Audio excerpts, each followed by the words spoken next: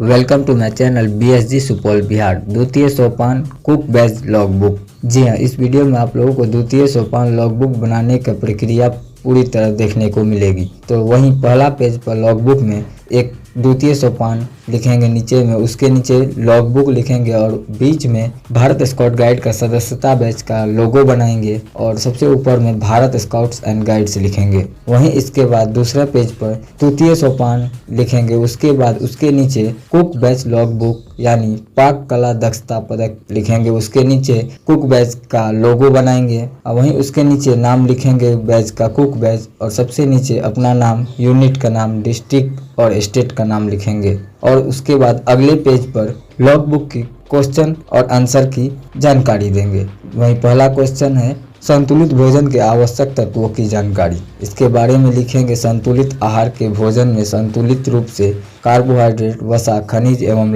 लवण, protein, vitamin होना चाहिए। इसके अभाव में विभिन्न प्रकार की विपदाएं आ सकती है। पोषक तत्वों की जानकारी निम्न प्रकार के बायोडाटा में दी गई है। आप देख सकते हैं कि कार्बोहाइड्रेट, प्रोटीन, वसा और विटामिन के साथ साथ खनिज, लवण की जानकारी दी गई है कि किस खाद्य पदार्थ से कौन सा पोषक तत्व प्राप्त होता है। वहीं इसके बाद जल के बारे में देंगे जानकारी। जल भोजन को पचाता है और हमारे शरीर में अधिक मात्रा में जल होता है। इसकी सहायता से शरीर के सभी विकार बाहर निकलते हैं। हमारे शरीर में पोषक तत्वों की प्राप्ति उपयुक्त भोजन के विशेषज्ञ का कहना है कि 10 से 12 वर्ष के लिए कैलोरी 2200, वहीं 14 से 16 वर्ष के लिए कैलोरी 2600 ऊर्जा की आवश्यकता होती है। वहीं इसके बाद अगले पेज पर 10 से 12 वर्ष के बच्चों के लिए खाद्य पदार्थ शाकाहारी और मांसाहारी का चार्ट बनाएंगे और उसमें उनके मात्रा को दर्शाएंगे। वहीं इसके बाद दूसरा प्रश्न है बाजार से भोजन सामग्री व हरी सब्जी खरीदने की जानकारी तथा एक टोली के लिए एक सप्ताह के शिविर के लिए संतुलित भोजन चार्ट तैयार करना तथा उसकी कीमत को आंकना है। जैसे इस तरह चार्ट बनाएंगे और क्रम संख्या, सामग्री, मात्रा, दर केजी में और मूल्य वजन के अनुसार दर्शाएंगे और एक सप्ताह की एक टोली का रोटा चार्ट बनाएंगे खाद्य पदार्थों के उपयोग में आने वाले सामग्री का। वहीं इसके बाद तीसरा प्रश्न है रसोई के उचित स्थान नियत कर मग्न चूल्हा का प्रयोग कर आग जलाना और कोई 5 प्रकार का स्थानीय भोजन तथा परीक्षकों द्वारा निश्चित किए गए 2 प्रकार का पेय पदार्थ तैयार करना। नगरीय क्षेत्र में रहने वाले स्काउट गैस स्टोव अथवा परामर्श स्टोव का प्रयोग कर सकते हैं और रखने की 5 चीज़ों में से 2 को बिना बर्तन के तैयार कर सकते हैं।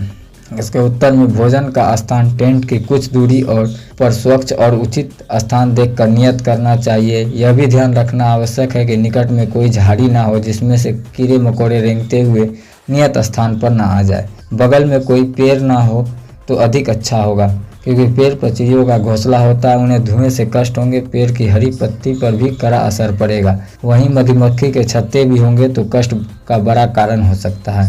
यह भी आवश्यक है कि नियत स्थान पर सर्वप्रथम गजट बनाए जहां पकाया हुआ भोजन सुरक्षित रखा जा सके। कीड़ों मकोड़ों से बचाने के लिए उनका ढकना भी आवश्यक है। सबसे महत्वपूर्ण उस स्थान की अच्छी सफाई, यदि घास हो तो उसे खुरपी या कुदाल से पूरी तरह साफ कर उसका उपयोग हो।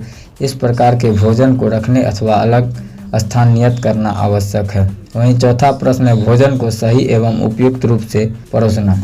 उत्तर में भोजन अगर अच्छी तरह से नहीं परोसा जाए तो खाने में रुचि नहीं आती है क्योंकि सर्वप्रथम उसे देखकर जब हमारा मन प्रसन्न हो जाता है, खाने में क्रम में पचाने के लिए मुंह का चलाना जरूरी है जिससे भोजन अच्छी तरह पचती है और उसकी जितनी ऊर्जा होती है शरीर को प्राप्त हो जाती है।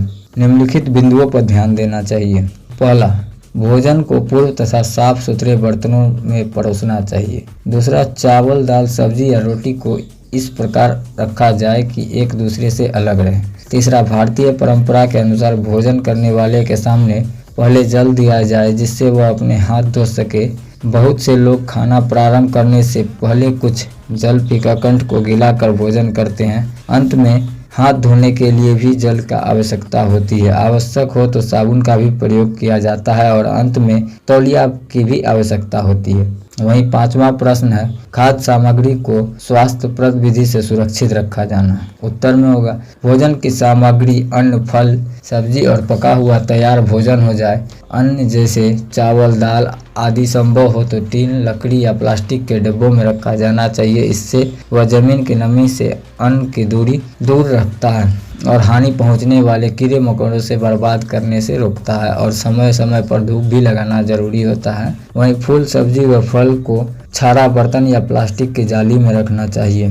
वहीं इसके बाद अगले पेज पर भारत स्काउट्स और गाइड सुपौल यानी जिला के द्वारा CHO का मान सभा की बैठक का उपस्थित सदस्य, चेयरमैन के साथ साथ स्काउट मास्टर और गाइड कैप्टन और इन सभी को हस्ताक्षर होना आवश्यक होता है। वहीं इसके बाद अगले पेज पर स्काउट्स गाइड्स द्वारा प्रमाणित किया गया आयोजित दक्षता बैच शिविर में भाग लिया गया दक्षता बैच का प्रमाण पत्र की संख्या दर्शाया जाना आवश्यक होगा।